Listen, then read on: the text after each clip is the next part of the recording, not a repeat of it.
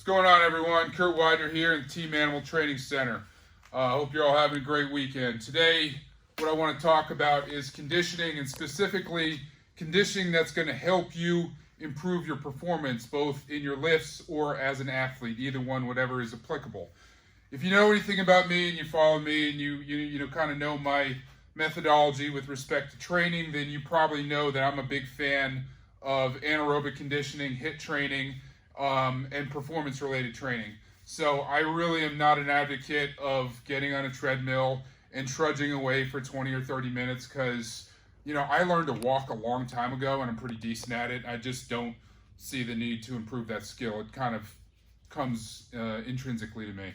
So anyway, what I want to talk to you about is some exercises that I'm a big fan of that I think can help you not only with your lifts, but also everything else that you do. They're very functional, they're athletic-based, they're performance-based.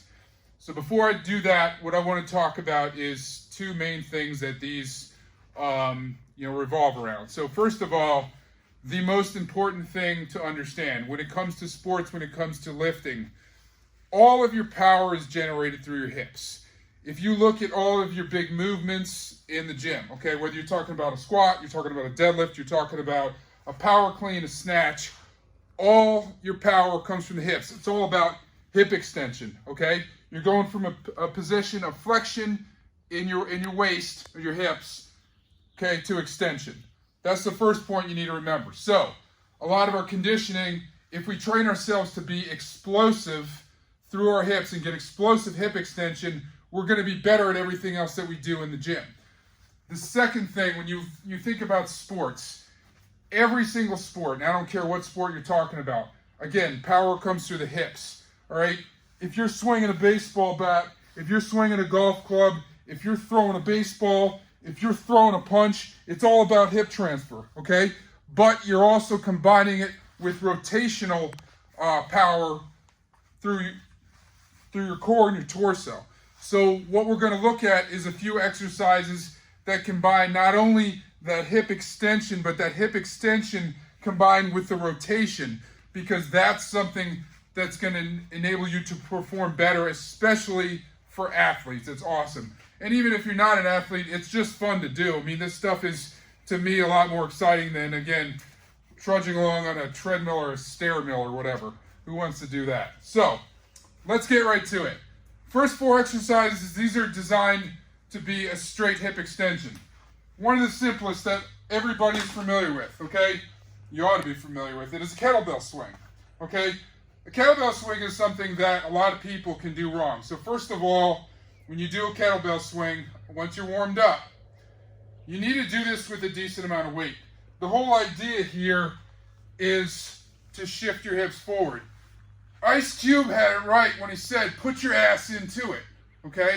That's what you got to do with these things. So, when I'm swinging this thing up, I'm not lifting it up with my arms. I'm throwing my ass into it, shifting my hips forward and getting extension. And so I want to use a weight that forces me to use everything I got, because that's going to actually train the muscles neurologically to fire harder and faster. So then when I get in a squat or a deadlift and I got 300 or 400 pounds on my back and I'm in this position, my muscles are trained to fire hard. If you walk on a treadmill, your muscles are not being trained to fire hard. Okay, you're training your slow twitch fibers. So I want to use a weight so that I have to swing, I have to drive my hips forward in order to get that out. Now, that for me isn't a heavy kettlebell. I did my kettlebell swings this morning, but what I would do is use this as a warm-up. This is an 80-pound kettlebell, and I'm going to work up to doing my working sets with the 124 or 150, because in order for me to swing a 150, I really have to get everything into it. If I don't get a good hip shift, that thing isn't going to move, okay? It's going to, and I have to, keep everything tight and rigid in order to not let that pull me, okay? And again, that rigidity through my core is going to help me if I'm in a deadlift and I'm in the middle of it and I'm right here. The fact that I can control a 150-pound kettlebell is going to also help me when I'm in a deadlift, and I make sure that I don't collapse through my core mid-lift. So, kettlebell swings, awesome conditioning tool. All right, next one we got battle ropes. I'm a big fan of battle ropes. And there's more than one way to do them. Battle ropes is another one that people often do wrong. And also what you want to get out of it, you have to consider. Now, if you're looking at getting, hip power out of it, you don't want to sit here and do these because all that's going to do is just work your arms. One of the main ways that I like to do battle ropes is explosive big slams. So what I want to do is break this movement down for you. If you look at my starting position, I'm in a position of flexion in all my joints. Flexion in the ankle, flexion in the knee, flexion in the hips. When I come up to the top, I have extension in all my joints. I'm synchronizing flexion to extension in all my joints, and that's what's enabling me to get power. Okay? But most importantly is that hip extension. I'm driving my hips forward as I come up. Okay? So you do sets of 30, 40, 50 with that, either at the end of your workout, combined with other stuff, supersetted. Great way to get your heart rate up, work on hip extension. All right, another one that I've become a really big fan of is over the shoulder throws. And again, it's really important here to use a heavy enough device. I have sandbags here. I'm going to show you an example. This is a 30-pound medicine ball. For me, this would be useless. I can sit here and go like that. How much work did that take? None. Okay, I could do that all day. I want to use a weight that forces me to drive my hips forward and be explosive. So you think about this the same way you would an Olympic lift. If you're doing a power clean, you get to your takeoff point, you got to drive your hips forward in order to bring that up. Same thing with a snatch. So I'm going to do the same thing here. I'm going to get in position, okay, and when I get up to the hip point, up to the knee point, I'm driving the hips forward, and that's the only way that thing's going over my shoulders. Because if I sit there and try to muscle it up, it's either not going to go or I'm going to hurt myself. So heavier is better. Over the shoulder throws, awesome conditioning tool. Again, this can be an end of workout finisher. Okay, you can superset it with other stuff. However, but you can get a lot of conditioning in a short amount of time. Fourth one for hip extensions here. Okay, sled rows. I'm going to push this forward a little bit. You see I got a close grip attachment on my sled. And what I'm going to do is set my feet. Okay, you can see I got my hips back. The thing to realize is I'm not really pulling this in as much as I'm just driving my hips to bring it towards me. Make sure the thing's long enough so the sled doesn't hit you in the shins. That got a little close. But be as explosive as possible. So you can push it down, set up. You're going to reset on each rep. Again, be as explosive as possible. So those are 4 excellent exercises that train hip extension. They're going to help you with everything else. Now what I want to do is talk about the second element, what I was discussing before, which has to do with rotational power. Okay? First one isn't around the world. And you can look on my Instagram or YouTube and see examples of where I do this. Okay, here I'm starting with the end of the barbell in a landmine. Okay, end of the barbell is right above my head. I'm coming to this side, all my weight's on the left side. Okay, the left knee's bent, and I'm on the toes of my right foot. So my torso is rotated towards the left. And then I'm coming over like this. Okay? Now obviously I have no weight on here. I'll give you an example. Let's just put a 25 on. This is not an exercise I would recommend trying to go terribly heavy, because you can put a lot of stress on the shoulder when you're coming over. Okay? Okay, you can see the hips are shifting. So is the torso. And this is great for athletes because whether you're boxing and you're throwing your hips in, or you're a wrestler and you're taking somebody and you're throwing them, okay, this is the exact movement that this is replicating. So that's the first one under torso rotation. A variation with the battle ropes that I like And again, you can set up circuits with all this to do this. I take the battle ropes, and you see my hand positioning. I'm grabbing under, okay?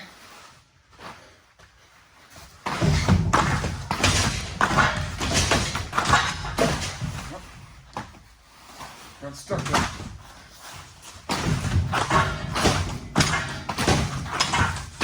Again, shifting from one side to the other, going over the top, left to right, torso's rotating, okay?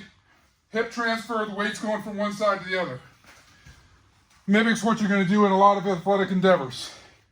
So, another example, wood chop, come on over here.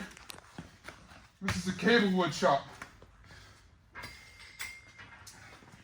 Now, a lot of people, when they do a cable wood chop, they do this. And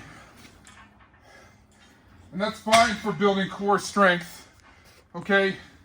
But as far as having athletic power, what I like to do is go a little heavier and get that hip and weight transfer involved.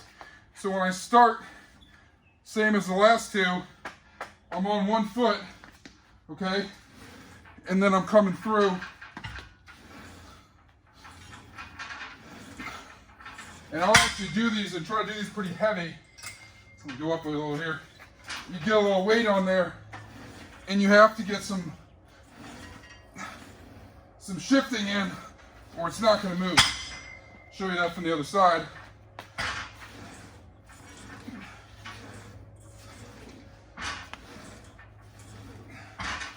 Starts pulling back. So, Bert, yes. Does foot placement matter in that? So here's the thing with foot placement, and this is true of every single exercise I just talked about.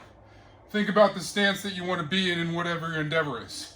So if you're doing conditioning and you're a power lifter and you squat, okay? Or you're doing a kettlebell swing, your stance should be the same that you would squat in or deadlift in or whatever you're going to do. So if I squat here, I don't want to do kettlebell swings like this. Okay, I want to be in the same positioning because that knee extension and hip extension that you're getting is equivocal to what you're doing in your chosen endeavor. So same thing here, like if you're an athlete, it doesn't so matter so much on the rotational stuff if you're not an athlete, but let's say you're a baseball player, you're a golfer, again, your stance should mimic exactly what you're doing in your chosen field. Left my notes somewhere. Oh, over here. All right, so the last one, and I'm not taking credit for this. I actually got this one from Brian Allsrew, neverstate.com. It's a cool variation, kind of the wood chop. But basically from down below, you're attaching a band to a post, okay? And you're coming up with it.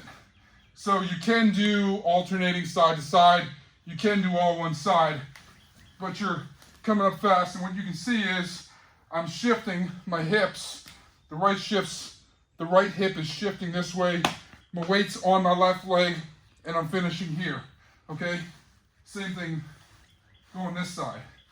You also find with all of these exercises that you're gonna get a lot of core work because you have to maintain rigidity in your core throughout. Which brings up a really good point that I always tell people. Think about what your body positioning should be in whatever it is that you are aspiring to do. So if you're squatting or you're deadlifting, you want to keep that neutral spine, the chest stays up, you stay really tight and rigid through here. So when I'm doing a battle rope, I don't want to be noodly like this. As I'm going up and down, okay, I'm tight through my core. This part doesn't move. Basically, I'm going up and down just like I'm doing a squat. Okay, it's hip extension, knee extension, head stays straight, spine stays neutral. Okay, same thing on the kettlebell swing. If you look at me from the side, okay, I'm not allowing my torso to bend and curve because would I want it to do that in a lift where I got hundreds of pounds in my back? No. So you got to practice your auxiliary stuff the way the same way you do your big stuff, okay? You know, if you're wrestling with somebody, you don't want to get in like this position where you're bent forward and the person can throw you off balance. You want to be nice and tight. So anyway, that gives you 4 exercises for each variation. Obviously, I'm sure there's many others you can do, but I don't want to make the video too long. It gets you started. There's a lot of different ways you can incorporate this in. Like I said before, you can do it as an end of workout finisher. You know, you can superset it. Sometimes I have conditioning days where I mainly focus on conditioning, and I'll do supersets of sled, jump rope, battle rope, kettlebells, and just go through them, take a quick rest, do it again. And it's really more to get the heart rate up, you know, just get your anaerobic endurance up, and do so in a way that's going to complement the other things and make you better at everything. So before I close this out, Dave, did you have any questions? On the chops, Yes. with the, what about hand position on that So basically, band? I go, I'm here if I'm going to the left, okay? So hand over hand? Yep, hand over hand pretty much. What about the tension of the band? Is that It's one of those things you have to play with. I mean, it's, if you find it pulling you back and you're not able to, if it's pulling you off balance, it's too much. So you want to be able to come up and maintain tension and hold right there. So if I'm getting to here and I'm feeling it fight me back to the point where it's actually pulling me forward or pulling me off balance, then I probably need to start with a lighter band until I get that positioning, you know, where I can do that. So the key is full rotation and extension. Right, yes. Okay. And really, that's one that's more about speed. So, you know, you have certain ones where you can put more resistance and weight on. And honestly, this is something you want to be able to do with speed, balance, and power. So if you go too heavy on the band resistance, you're not going to get a lot of speed out of it. So, all right, well, hope that helps, guys. Get after it. Have a great week. Annihilate your workouts. If you have any questions or if there's any topics that you want to see me cover in these videos, I try to do these every Sunday. So put them below in the comments, send me a message, and please subscribe to my channel. Have a great week, everyone. Get after it.